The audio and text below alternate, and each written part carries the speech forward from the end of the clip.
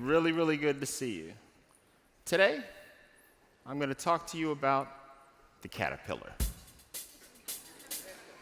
The caterpillar is a fascinating animal.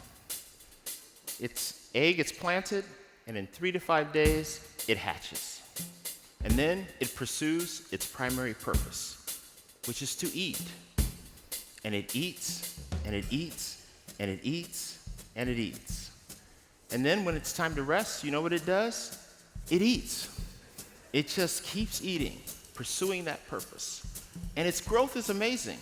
When it hatches, it's 2 millimeters large, and it grows to be 45 millimeters in just 2 days. Just think about that. A baby, when it's born, is 20 inches large.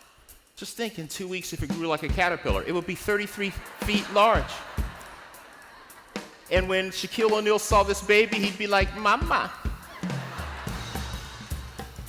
And then, all of a sudden, it's called to continue to eat and to think about whether it should do something different on the plant that it's living on. And then something happens. It's called to a new purpose. It's being directed. It doesn't really know why, but there's something else that this caterpillar needs to do. And so it does it. Just like people, there are CEOs who are like the caterpillar. Eat, eat, eat. Money, money, money. Profit, profit, profit. That's all they focus on. They restructure. They reorganize. They wear a dashiki on the Monday of Black History Month, and in the afternoon, they go back to their non-diverse work teams.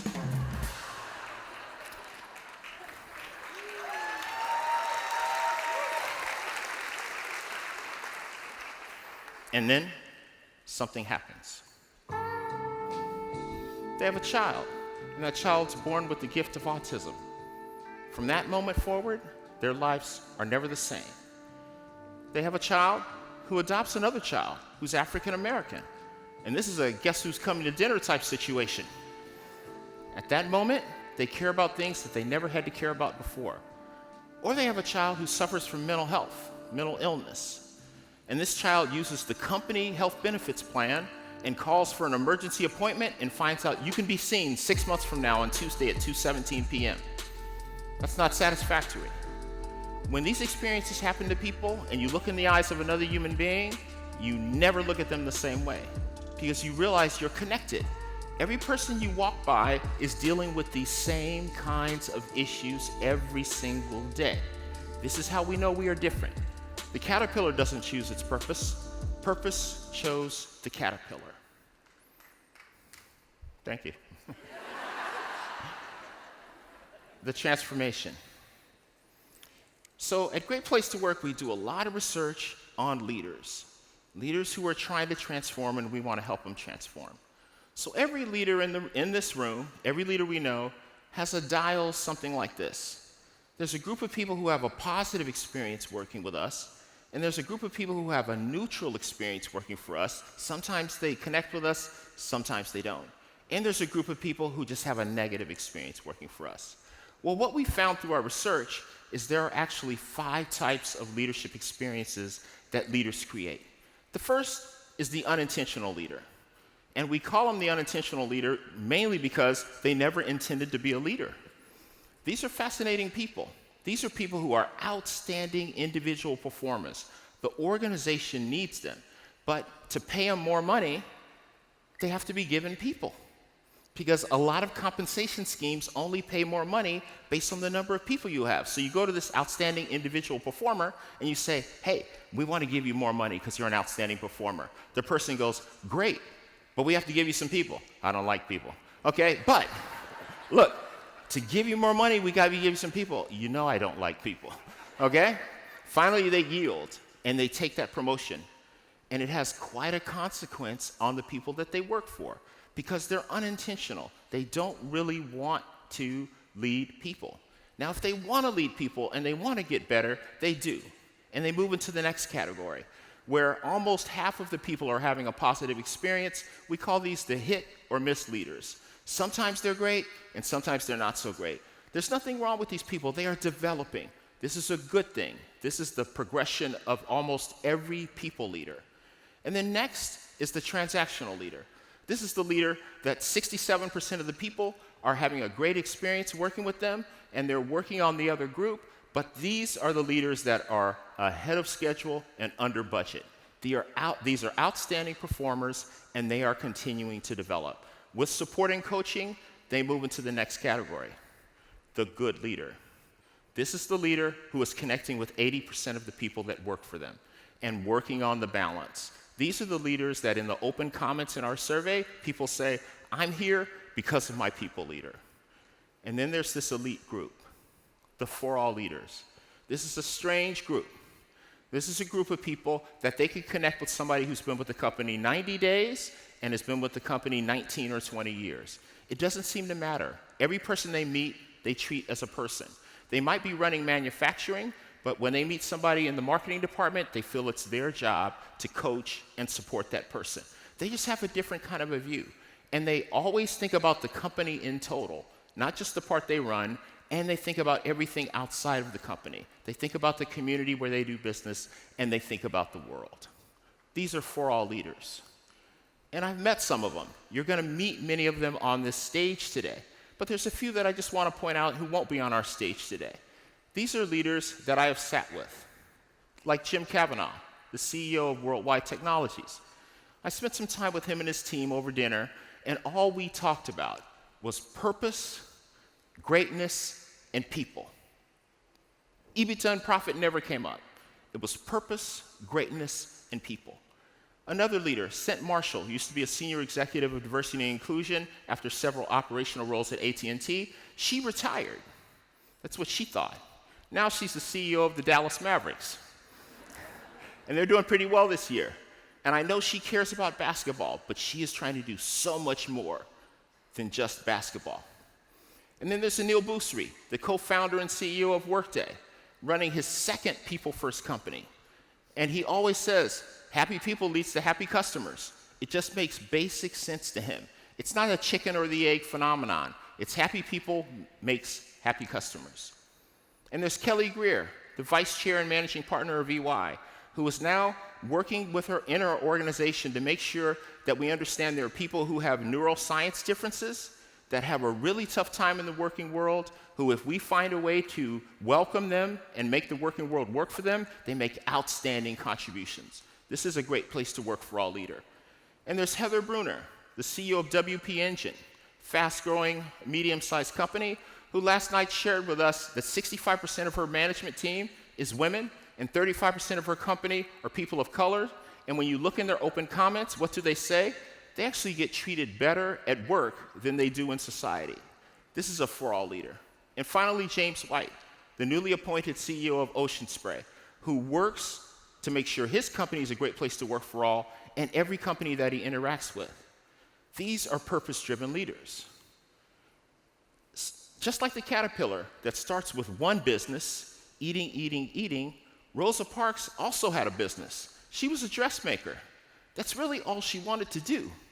And then one day, she was pulled to do something else.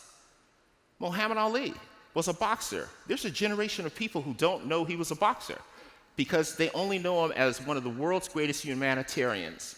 This young boy from Kentucky that was accepted all around the world for the love that he spread all around the world. The curious. These are the people that we love at Great Place to Work because these are leaders early in their career who are thinking, maybe I'll try and be purpose-driven. I feel like it's a risk. We love them because they have three questions. The first question is, what is purpose? And we let them know that purpose is much bigger than them. The for-all mission is much bigger than them. But at the root of it, what they have to do is care about what their people care about. This is the defining difference. They have beliefs as leaders, but they have to find out what their people believe in and then take actions based on those beliefs. For example, there may be a leader who doesn't believe in climate change, doesn't believe there's a problem, but their people do. Well, a for-all leader decides, okay, we're going to minimize our carbon footprint. Maybe I don't believe in it, but my people do. And I'm going to do it because I'm going to follow my people. That's servant leadership. That's for-all leadership. When people find out that you're willing to do that, they commit themselves fully to your organization. their purpose becomes the organization's purpose, and the organization is unstoppable at that point. Question number 2. Why does purpose matter? This is the moment that I absolutely love. This is when I go, I'm supposed to leave on the 5 o'clock flight, I'm leaving on the 9 o'clock flight, because it's about to be great. There's nothing better than a curious mind when you can share data. And we're a people analytics company, I have tons of it. And I can share with this curious leader the fact that companies over the past 20 years that have been on the Great Place to Work list have outperformed the S&P 500, the Russell 2000 and 3000 by a factor of 3 to 1. And the last 2 years of measurement with our new Great Place to Work for All methodology, the companies on our list have outperformed those indices 4 to 1. It's an outstanding experience, and this curious leader starts saying, okay, good, I think this data is going to be useful. And we share more data. We share with that leader the fact that even in great companies, 1 out of 8 people, 12.5% of all working people, when they're faced with checking the box of what demographic group they belong to, they choose not to check it. And then when you look at the rest of their survey results, what you find is they're not having a great experience. They don't feel emotionally or psychologically safe.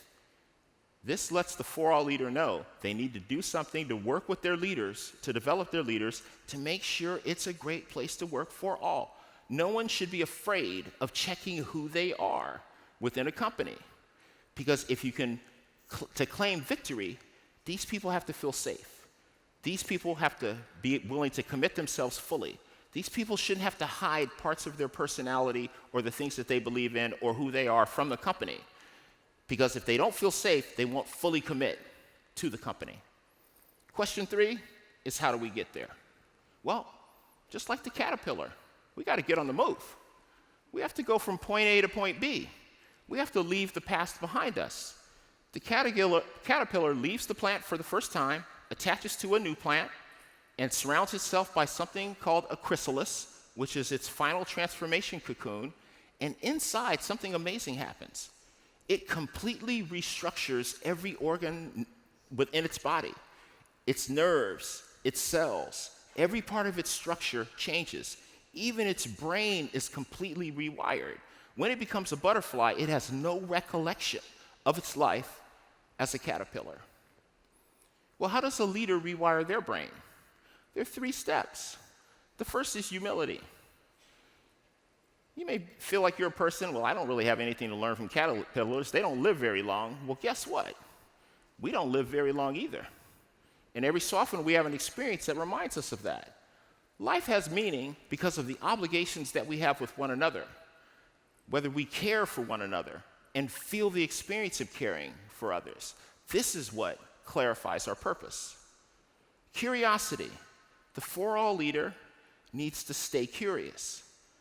The 4All leader, when meeting a stranger, needs to know how to approach that stranger in a way that's free of unconscious bias, or the thing I'm really afraid of, which is conscious bias. We need to be able to meet people as though they're that kid in elementary school that we didn't know very well, but we saw them every day.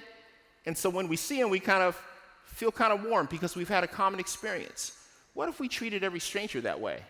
It would drastically change who we hire, who we develop, and who we support, and who we promote.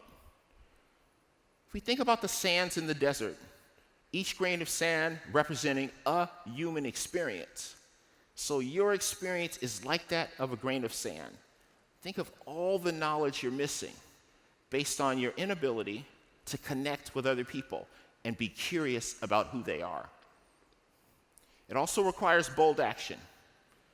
In every company, there's a board of directors, there's an executive team, management teams, and there's so many seats at the table.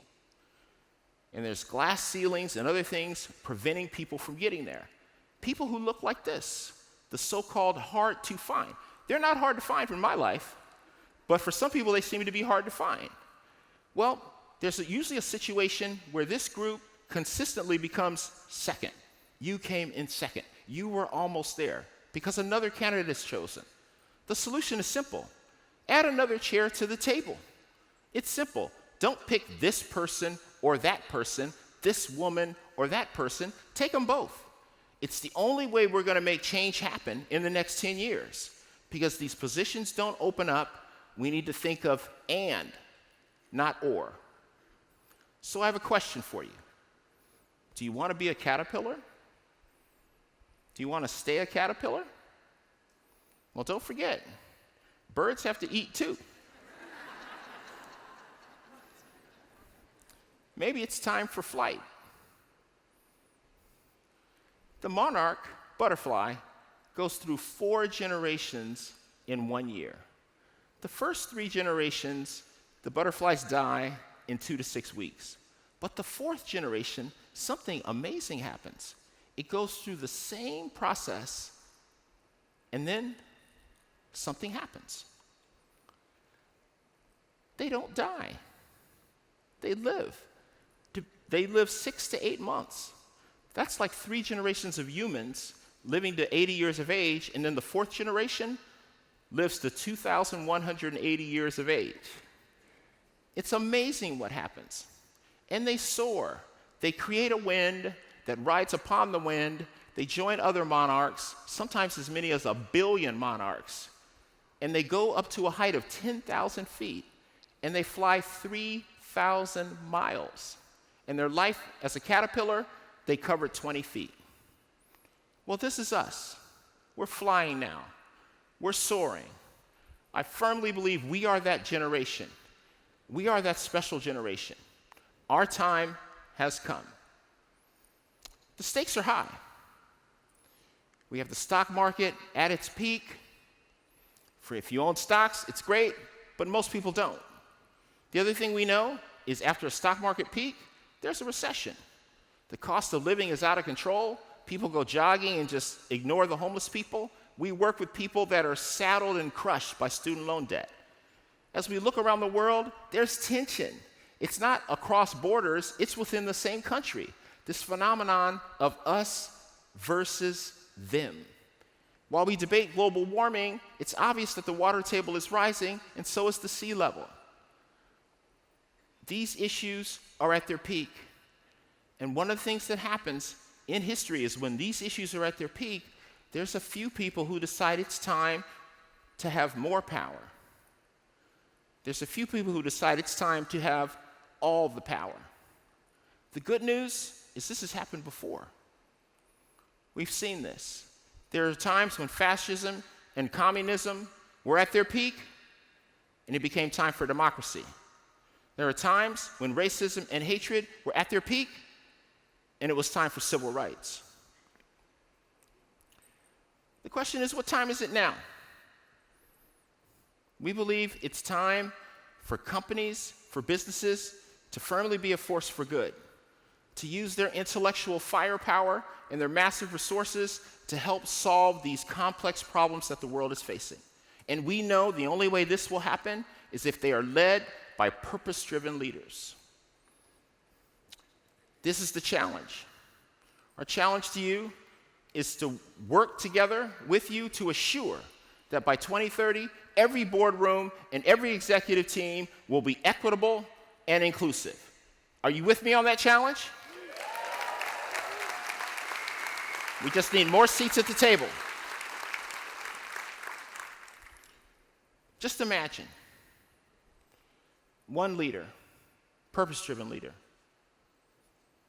That leader can affect the lives of thousands of people, even millions of people. We know this. But imagine if purpose chooses 1 million leaders that can soar together to create this unimaginable world. We call this the butterfly effect on purpose, which is what we need. It's what we're pursuing at Great Place to Work for All.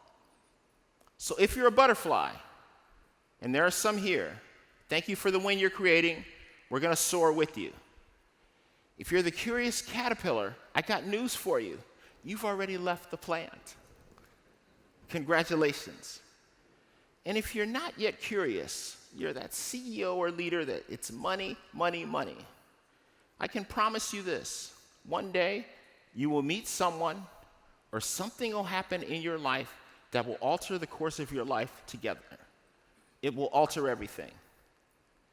And what I know is something great is about to happen, and it's going to happen because something great is going to happen at Great Place to Work. We love all these people, all these leaders. We firmly believe in them. We don't believe in leaving anyone out. This summit is all about working together, everyone involved, to support each other, to create this butterfly effect for a greater purpose. Thank you very much for listening. I hope you have a fantastic summit. Thank you so much for coming. Thank you very much.